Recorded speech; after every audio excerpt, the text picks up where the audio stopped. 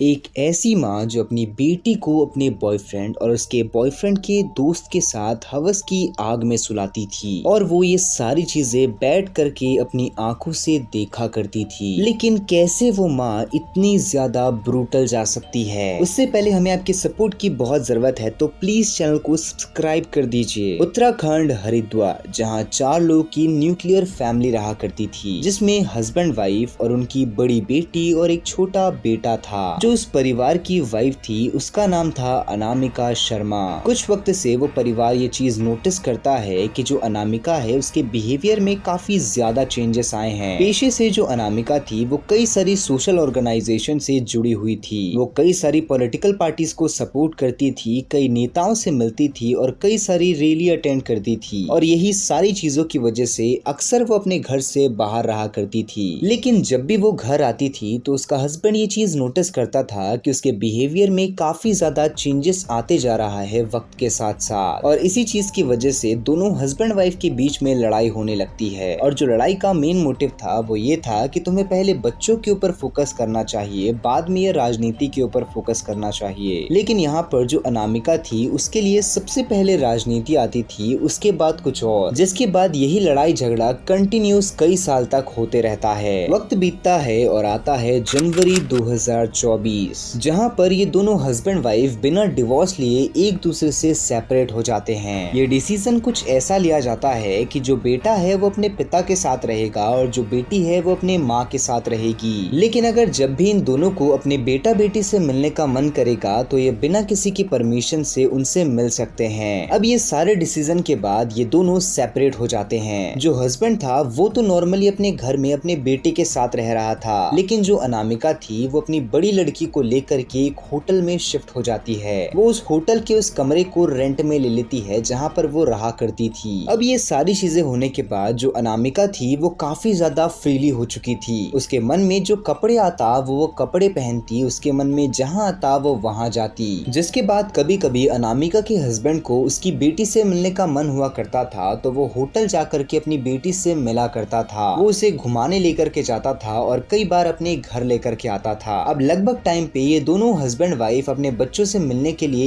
एक दूसरे के घर आया करते थे। तभी 2 जनवरी 2025 जो अनामिका का हस्बैंड रहता है वो अपनी बेटी से मिलने के लिए होटल जाता है। जब वो होटल जाता है तो सब कुछ काफी ज्यादा नॉर्मल रहता है। वो वहाँ पर से उसे पिक करता है, वो उसे घुमाने के लिए लेकर के जाता है। घुमाने के बाद वो उसे वापस अपने घर लेकर के आता है। लेकिन तब तक वो ये नोटिस करता है कि जो उसकी बेटी है उसके बिहेवियर में काफी ज्यादा चेंजेस है। जहाँ पर वो पहले उससे हंस करके बातें करा करती थी, अब वो पूरा हंसना ही कम्प्लीटली बंद कर चुकी है। और यही सारी चीजों की वजह से जो अनामिका का हस्बैंड रहता है उसे कहीं ना कहीं कुछ गलत होने का शक जाता है। वो अपनी बेटी से कई बार पूछता है कि अगर वो कुछ छुपा रही है तो उसे बता दे, लेकिन जो उसकी बेटी रहती है वो उसे कुछ भी चीज बताने के लिए राजी नहीं थी। जिसके बाद जो अनामिका का हस्बैंड रहता है वो उससे बहुत ज्यादा प्यार से और समझा करके पूछने की कोशिश करता है। जिसके बाद अनामिका की बेटी फूट फूट के रोने लगती है कि जैसे मानो उसके दिल में एक बहुत ज्यादा गहरा राज छुपा हुआ है। जिसके बाद वो अपने पिता को कुछ ऐसी चीज बताती है जो चीज उसके पिता को कम्प्लीटली शॉक कर देती है। उसके पिता बिना देरी करे अपनी बेटी को पास वाले ही पुलिस स्टेशन में लेकर के जाते हैं और सबसे पहले FIR करवा करके वो सारी चीजें पुलिस इंस्पेक्टर को बताते हैं। अनामिका की लड़की ये बताती है कि स्टार्टिंग में जब उसके माता पिता सेपरेट हुए थे तो उसकी माँ होटल में रहती थी।